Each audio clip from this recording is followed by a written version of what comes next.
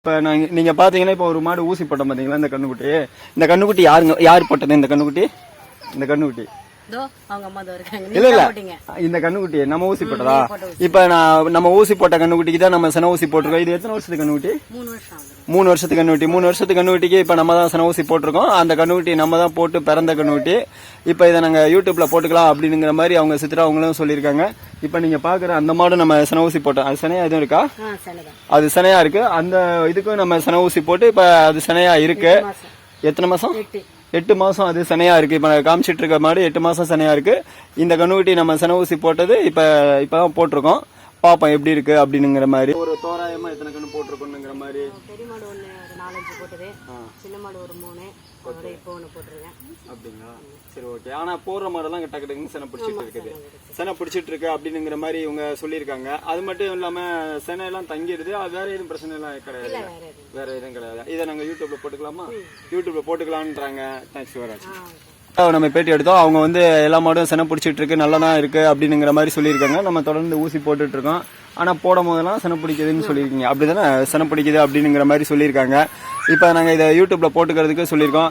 இப்ப நம்ம ஈச்சங்காட்டுல சித்ரா அப்படின்னு சொல்லி அவங்கள பேட்டி எடுத்தோம். அவங்க வந்து சொல்லியிருக்காங்க, இந்த மாதிரி மாடெல்லாம் நீங்க தான் ஊசி போட்டு போறீங்க, கரெக்டா சனை பிடிச்சி கண்ணு போட்டுட்டு இருக்கு, நல்லா இருக்கு அப்படிங்கிற மாதிரி சொல்லிட்டு இருக்காங்க. அது மட்டும் இல்லாம நம்ம ஊசி போட்ட மாடே அடுத்தடுத்து சனை பிடிச்சி கண்ணு போட்டுட்டு இருக்குது.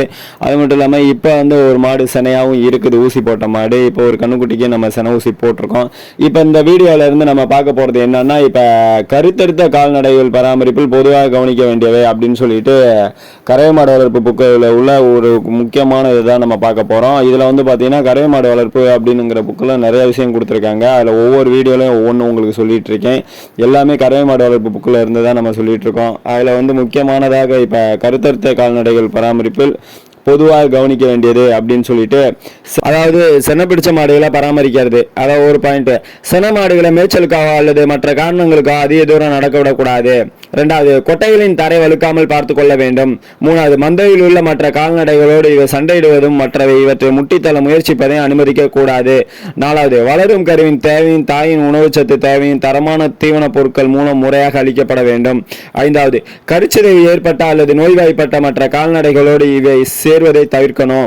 6வது, தேவையான அளவு தரமான குடிநீரும் வெப்பம் மற்றும் குளிர் தாக்குதலிலிருந்து நல்ல பாதுகாப்பும் தேவை. 7வது, முதல் 2 மாத சினை காலத்தில் குடற்புழு நீக்க மருந்து கொடுக்காமல் இருக்க வேண்டும். 8வது, கருச்சிதைவு ஏற்படுமாயின் கால்நடை மருத்துவரை தொடர்பு கொண்டு அதற்கான காரணத்தை அறிந்து சிகிச்சை செய்ய வேண்டும்.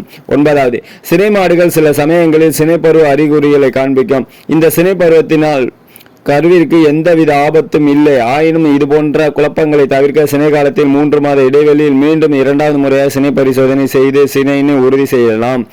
10வது, சினை மாடுகளை காலை பொழுதில் மட்டும் 4-5 மணி நேரம் மேய்ச்சலுக்கு விடுவது எளிய உடற்பயிற்சியாக அமையும்.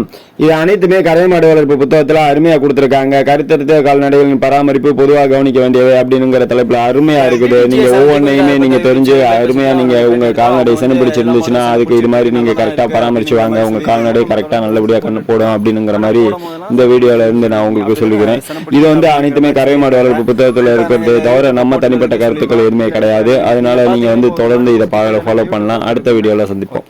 யூடியூப்ல போட்டுக்கலாம் அப்படிங்கிற மாதிரி அவங்க சொல்லியிருக்காங்க. நீங்களும் உங்க மாடு ஊசி போடும் போது இது மாதிரி நம்ம ஊசி போட்ட மாடு சொல்லிங்கன்னா நாங்க வீடியோ எடுத்து போஸ்ட் பண்ணுவோம். தேங்க்ஸ் ஃபார் வாட்சிங். தேங்க்ஸ்ங்க. DTGS ஜி கோவிந்தராஜா இப்ப யூடியூப் சேனல் பிடிச்சிருந்தா லைக் பண்ணுங்க, ஷேர் பண்ணுங்க, கமெண்ட் பண்ணுங்க. தேங்க்ஸ் ஃபார் வாட்சிங். உங்களுக்கு பிடிச்சவங்களுக்கு எல்லாம் பண்ணுங்க. மாடு வச்சிருக்கோம், பயனடையட்டும்.